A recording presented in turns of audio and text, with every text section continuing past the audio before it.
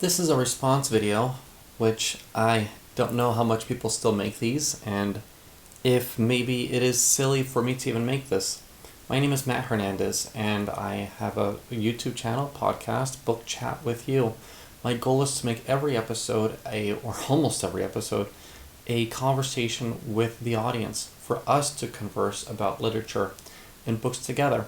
But in this episode, maybe I betray myself because I am not going to talk about a book and try to make almost every episode like that, but instead I'm trying to respond that about if everybody who makes booktube and related content reads the book, and a part of it says how much they engage with the material. Maybe our question shouldn't be how much are others engaging with the material, but that we have a responsibility to do so. I think that the responsibility to be as engaging as possible also comes down to, don't get me wrong, I've been an ESL teacher and stuff for years. I don't think I'm a great reader. I think in a sense I'm digging more into my style in saying that if I read short stories, if I read an 8-page story and I make a video that's about 8 minutes long, well, that's a pretty good ratio. And during half that time, I'm constantly asking the reader, or the viewer, the listener, what do you think of the story? And maybe my style might take a really long time before I find some stories that people are going to be willing to go out and find. So I should probably either start finding stories that are free for one reason or another, because they're either out of copyright or they're just posted on PDFs on like university websites and the like. But it shouldn't be just us saying what the problem is, you know? I mean, some people can clearly state what an issue is and then start to try to find some kind of a solution, right? And the solution that if some people might not even be reading, supposedly, I mean, I got other things to do than to nitpick with various individuals. I mean, I've been trying to make a book review video for the past 5 days, and I've only just made one like 15 minutes ago or something, not even. But we have to try to engage the viewer and encourage them and say, hey, I read the story, what do you think of it? Make it as approachable as possible. I mean, in a sense, I don't know how often I can read a 200 plus page book. I don't know how often I can do that, sincerely, honestly. And frankly, the numbers show me that it's not going to be worth my time. But even beside that, I think me seeing that it's not worth my time makes it even better. Because in a sense, if we are to put content out here, and if we are good at making content out here on the interwebs, then we have a bit of a responsibility to become as engaging and inviting the listener to reply, to comment back. Because if supposedly much of America is functionally illiterate, and there's plenty of videos about this on YouTube, and I don't know what other places this content's going out, but I can guarantee that many of my ESL students at work, and I'm in a country where English has all these funny writings everywhere. Everybody has seen this in Chinese and stuff, like all over the net. And yet I guarantee some of my students might be better readers than some people back home in the U.S. That's not to say that I'm a great teacher, because I'm pretty sure I am a great teacher, but it's not like that. It's but what I'm saying is that we should be encouraging people to join in the process with us. I should not be competing with other people. And it's a shame that maybe there are some people who are rapidly going through books faster than I ever could. But, I mean, that's not what the whole process is. I mean, if I can get a short story, and I was part of a book club, and we are going to talk about a short story, we meet every other week, I guarantee you can talk for 2 hours about a 10-page story, and it's engaging, and we can all talk about wonderful things that have happened in our lives and whatnot, and we can all engage and learn from each other. So that's what we could focus on. We do not need to just focus, and I'm not saying you are. I might be losing the plot here. I might be losing the plot, and I apologize.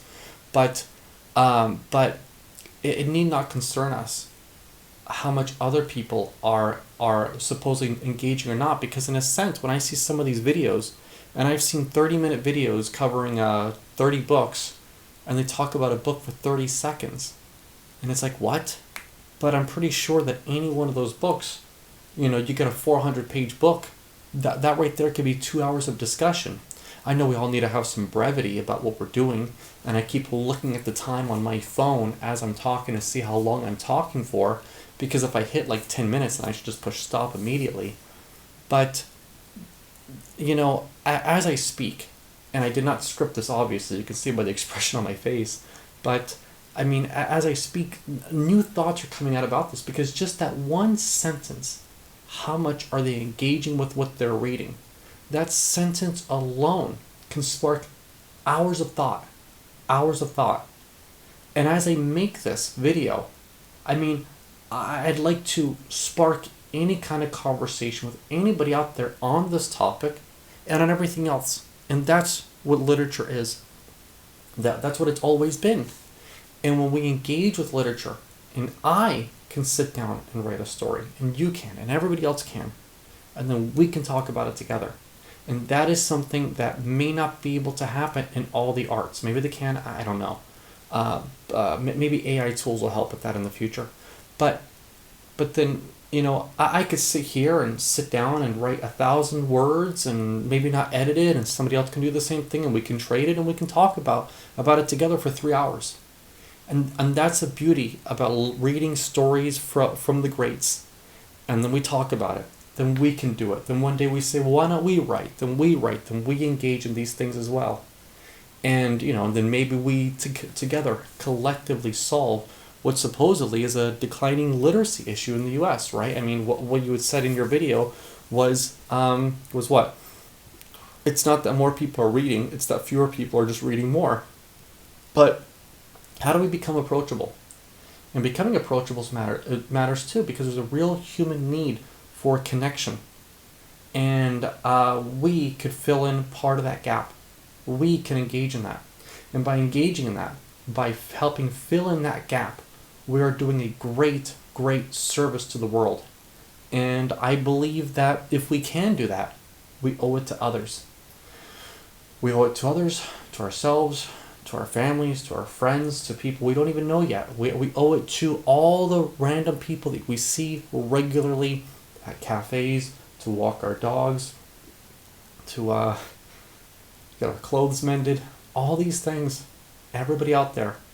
And yet we see random people out there. We might not be able to engage with those specific individuals, but then we can engage with maybe people like them, random people on the internet, who they sew people's clothes, take care of people's dogs, and everything else. And there's that need, that connection that can happen with literature.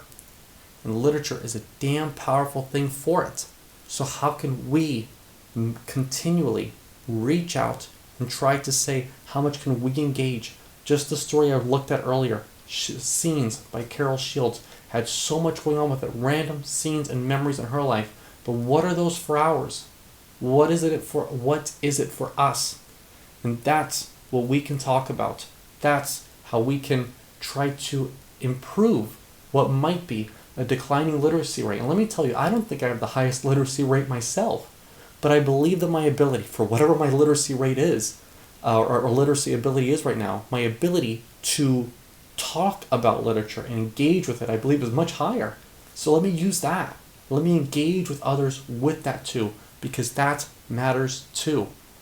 You matter, and you're special, and we all are in our own ways. Not just some special snowflake, but we're created by God, and we all have a purpose in this life, okay? And yes. Maybe I'm losing the point with somewhere in all this, so have a wonderful day, and take it easy. Bye.